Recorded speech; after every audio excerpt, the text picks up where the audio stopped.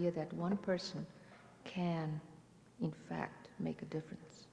And we single out these individuals not just to praise them, but to remind ourselves of the power that exists inside each one of us, which is, difficult as it may be to believe, at the times, the power to change the world. The Heinz Awards, created by Teresa Heinz, are a tribute to the memory of her late husband, United States Senator John Heinz, who did in fact believe that each of us had it within ourselves to make a difference. He lived the centuries-old motto of his extraordinary family, the Heinzes of Pittsburgh, which was to do a common thing uncommonly well. The easy path for Henry John Heinz III would have been to continue the family tradition in the food company that bears his name. But John Heinz seldom chose the easy path. He chose to do a common thing uncommonly well in public service. Sir, may I say hi? John Heinz. Hope you can help me be your congressman this year. In John Heinz's 20 years in the House and Senate, many things were immediately apparent. The hard work, the prodigious range and grasp of issues, the political skill, and the real connection to average people. Some of the flashpoint issues of today are the very issues John Heinz was working on in the 70s. Medicare and the problems of aging, innovative solutions to environmental problems that change the nation's policies and direction. And coming from a state that had triumphed and suffered with the world's ever-changing technology, John Heinz became a Senate leader in trade and harnessing the power of technology in an effort to ensure our economic future. As Andrew Grove, former CEO of Intel, said in his remarks after receiving the first technology award in 1994, I would also like to congratulate the Foundation for creating an award that focuses on the role of technology as the engine for economic growth. As far as I know, it is the only award that recognizes the linkage between those two. And I think it is a very, very important linkage. It's one we need to understand and appreciate. John Heinz achieved enough in the public arena to fill several lifetimes. But there were facets to John Heinz that his constituents only rarely glimpsed. He was a passionate supporter of the arts and humanities, a generous and far-sighted philanthropist who strove to help change people's lives and a nation's course. And above all, a man who treasured his family. The Heinz Awards honor individuals who show us what can happen when people are generous with their talents and time, their curiosity and creativity. They define the essence of the American spirit and its inspiring belief in the power invested in each of us to improve the world around us. They also help to define and are a tribute to the legacy of John Heinz. As the late Henry Hampton, the first Heinz Award recipient in the arts and humanities, said, I have many thanks to offer. First, of course, to Teresa, the Heinz Foundation, and one of the things I didn't expect to get, and that was a sense of John, or Jack, and the kind of transmitted power he had to touch an awful lot of lives. I think you have done a marvelous job in allowing us to share his memory. Historian and author David McCullough. Many of you knew John Heinz. It's a life that is wonderfully personified in what these awards honor and by the careers and the variety of contributions of our awardees tonight. His life said something important about how life can be lived and should be lived. And I wanted to remember him in a way that would inspire not just me, but the rest of us. And the only tribute befitting him would be one that celebrated his spirit by honoring those who live and work as he did. And so the awards were born.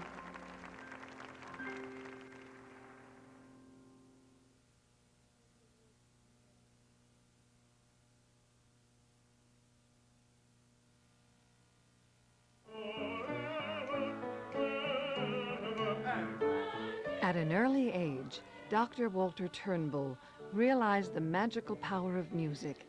It could inspire the heart, nurture the soul, and transform lives.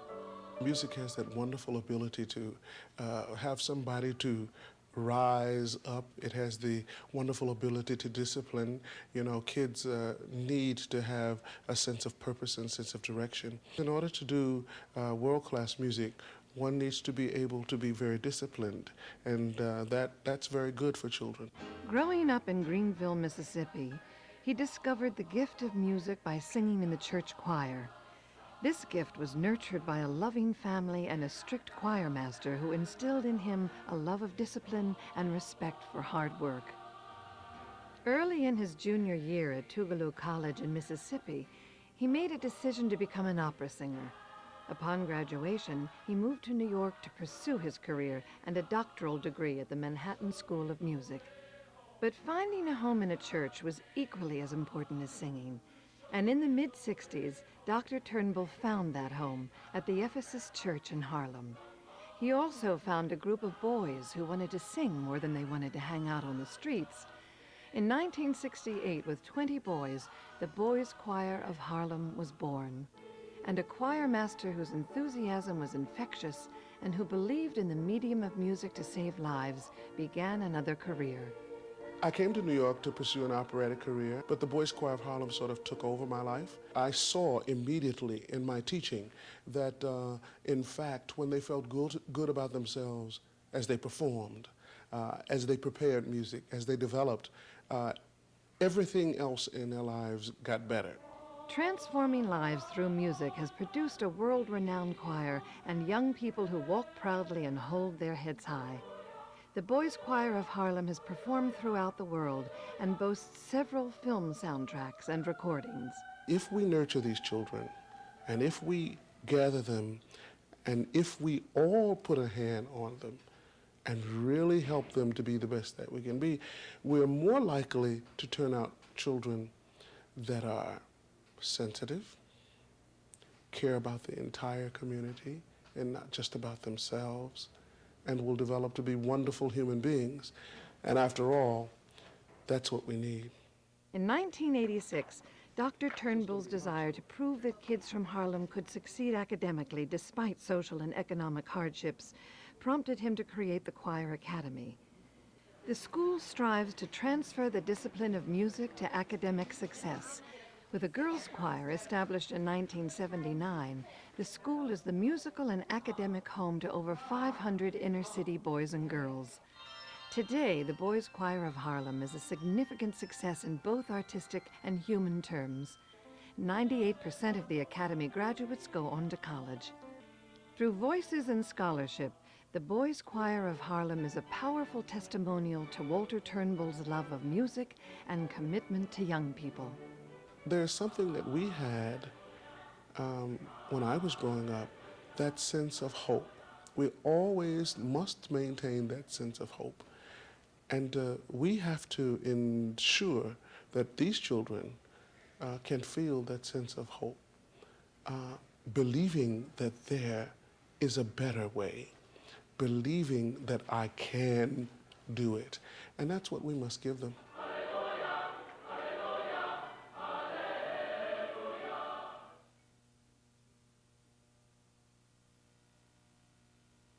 I was a mom with 2 kids who were sick from toxics, and there was nobody who would help me.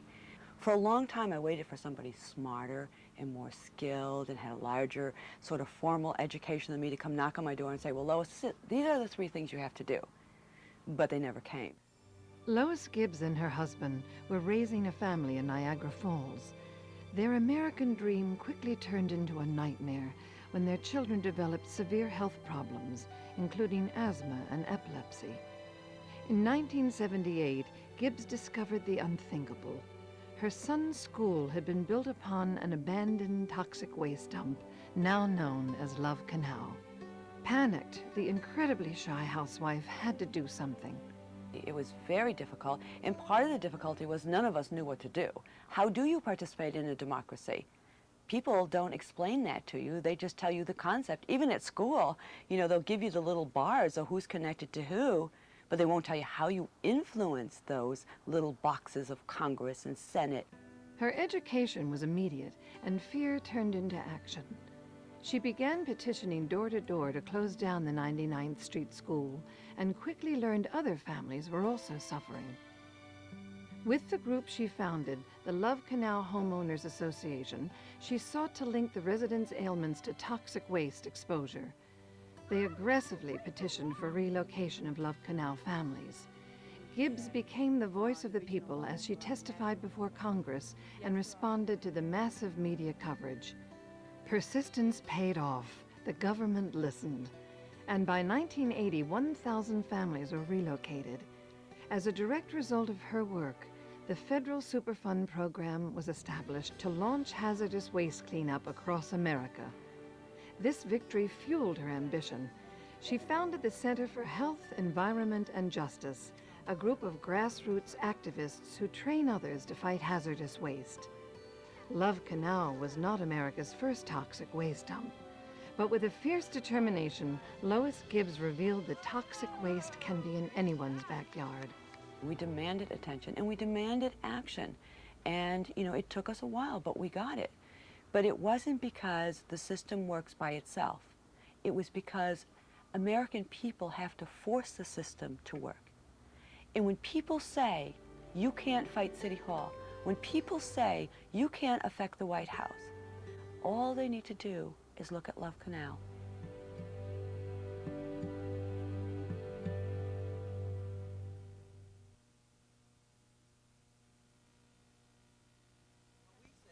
In another small community, that of Alsen, Louisiana, Florence Robinson has been leading her neighbors in their fight for their families and the environment. I think a lot of it has to do with how I was raised and the beliefs that were instilled in me from childhood. My mother was, let's say, a holistic teacher long before the term holistic was fashionable, but she believed in developing and educating the entire child. And she was totally committed to her students. So I saw this as a model growing up, that you're supposed to give something back. Raised in rural settings, her love of nature led her to pursue a degree in biology from Southern University. After receiving a master's degree in zoology from the University of California, she returned to Alsen. Industrialization had rooted itself in this once tranquil community as petrochemical plants, hazardous waste landfills, and a waste incinerator invaded the landscape. It wasn't long after her return that her son developed severe unexplained migraine headaches, and neighbors were diagnosed with lung and cancer problems. When a nearby waste incinerator applied for an expansion permit, Florence Robinson had had enough. To protect her community as well as her son, she founded the North Baton Rouge Environmental Association. I think when a person's children are affected, they're much more likely to fight than even if they themselves are affected.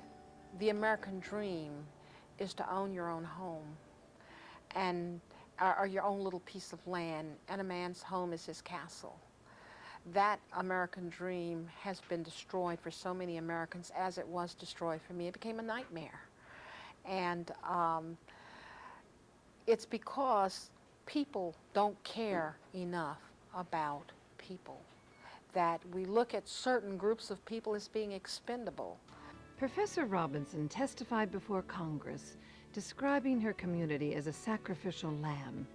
She began to organize citizens regionally and nationally to protest hazardous waste in their neighborhoods. It has taken years, but Robinson and her neighbors have trampled the giant, closing down the region's most aggressive waste incinerator. Very simply, it's a matter of treating people how you want to be treated, of being decent to other people. And that extends from a simple relationship like a brother and a sister, or husband and wife, or neighbors, to more complex relationships like institutions to institutions, like citizens with industry. Today, as professor of biology at Southern University, she inspires and teaches future generations. Florence Robinson believes in the power of people banding together, working together, and winning.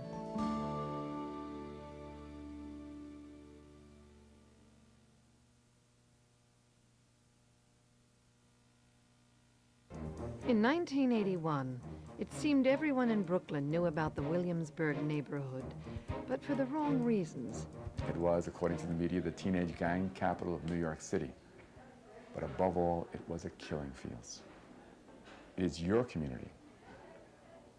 These are your young people. You're going home every day seeing this slaughter, living this slaughter. As the community director of a Brooklyn hospital, Luis Garden Acosta knew it was time to stop suturing wounds and mourning the dead. A visionary, he decided the neighborhood had to build a new way of life. Francis Lucerna shared this dream, and together with others, they sought to empower a community.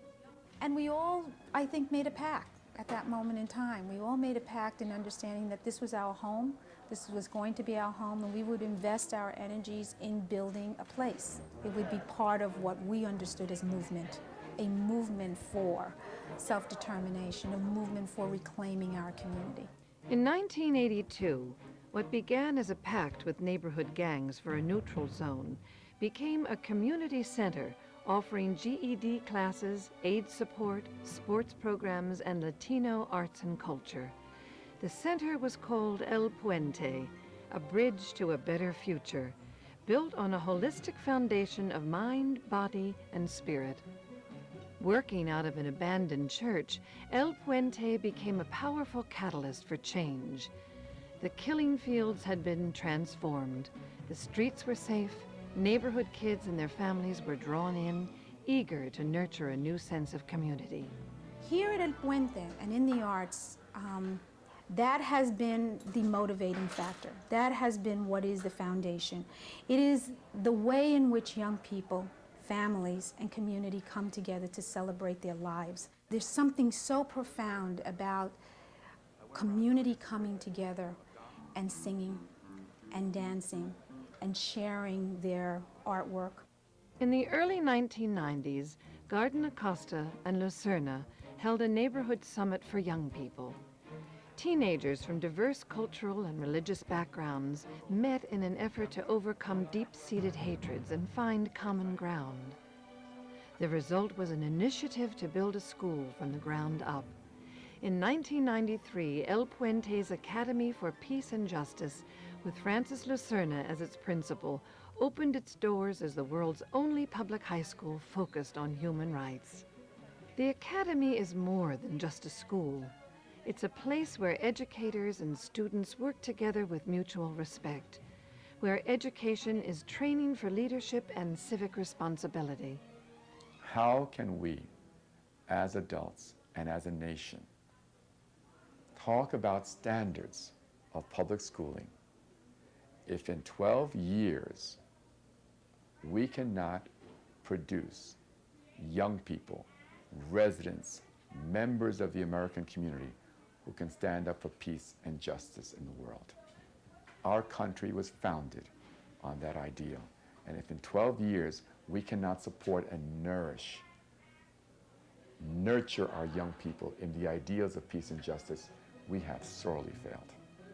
Across the bridge that Luis Garden Acosta and Francis Lucerna have built, thousands of young people have made their journeys from a land of violence to one of light and possibility.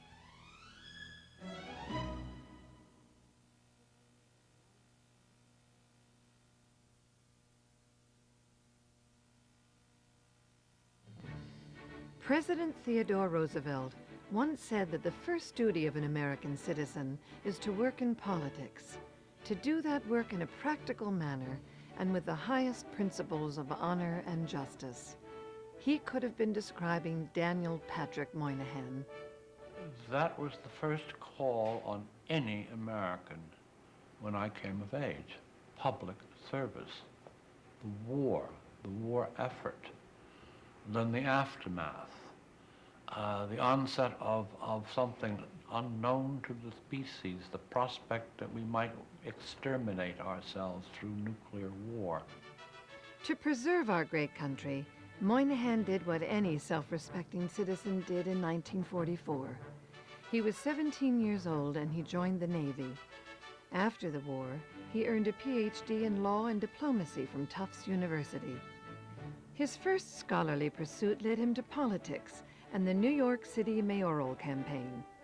I was writing speeches. I think I may have written one of the first television speeches in 1953. Had an audience of perhaps 200, my wife and I belonged to a Democratic club in Midtown Manhattan. We each had joined before we knew each other. Then we got involved with Governor Harriman in the campaign 1954, went to Albany, were married, and still at it. When Harriman lost the election in 1958, Moynihan turned to academia. Since that time, he has traveled successfully between the worlds of politics and academics. Ever the scholar, he is a respected author and lecturer. Yet in the early 60s, the political allure was formidable, and Moynihan responded, joining the Kennedy administration. Thus began an unprecedented career inside the Beltway. After gaining respect and acclaim as ambassador to India and representative to the United Nations, Moynihan entered the race for senator from New York in 1976. The rest is history. For over 2 decades, he has been a distinct voice of moral conscience, championing what may not be easy or popular, but what is right. Believing that duty, honor, and ideas matter, he has earned the respect of fellow senators and the nation. With his luminous intellect and keen sensibility, he has influenced important legislation of the 20th century: automobile safety, government secrecy, taxation, and welfare. He has advocated the cause of children and families, predicted the collapse of the Soviet Union, and is most responsible for transforming Pennsylvania Avenue into a model of urban planning and public architecture. The proposition was that Pennsylvania Avenue should be lively, friendly, and inviting, as well as dignified and impressive. And we finally just about finished it. It took about 35 years. If you don't have 30 years to spare, don't get into urban planning. Senator Daniel Patrick Moynihan is a standard to be cherished, a man who believes that politics is a respectable, decent career, a true calling. He has the skill to make his ideas matter and the flair to make people notice. It's respect that matters, and you get respect by being steady, of which the single most important thing is your word. You say, I'll vote with you, you do. Even if you have subsequently thought, oh my God, why did I say that? And when you negotiate, you keep understandings, and you try to anticipate what the other person's needs are.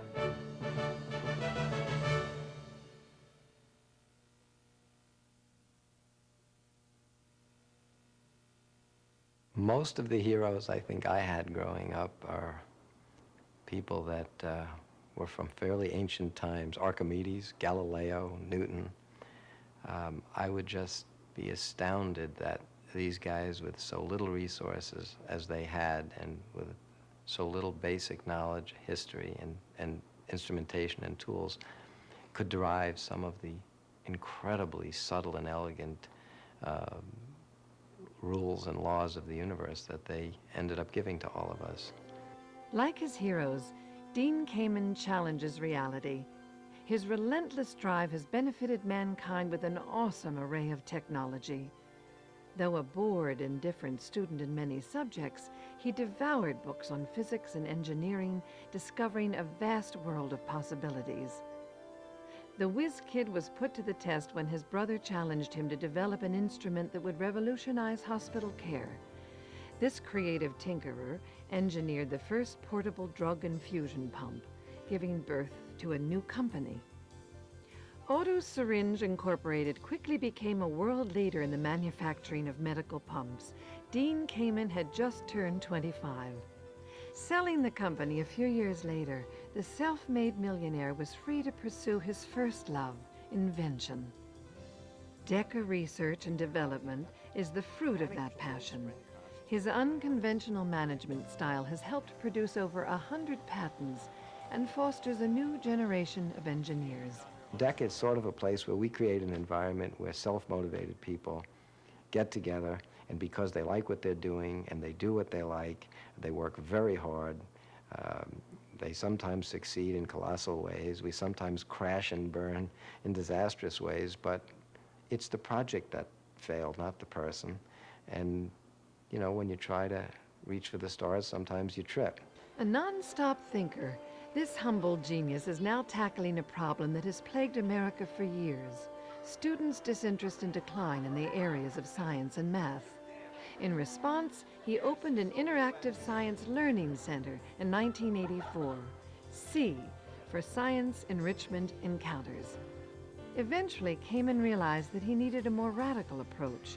More books, money, and teachers would not solve the problem. Every kid on the street knows who Michael Jordan is. There isn't a kid out there that can tell you the name of a famous living scientist or engineer. And I simply believe that a little bit of motivation is worth a whole lot of opportunity. I think they would find that science and technology are every bit as rewarding, every bit as much fun, every bit as exciting as anything else they can do. Ever the optimist, Kamen created U.S. First for inspiration and recognition of science and technology. Stealing from the playbook of sports, FIRST is the Super Bowl of science and technology competition.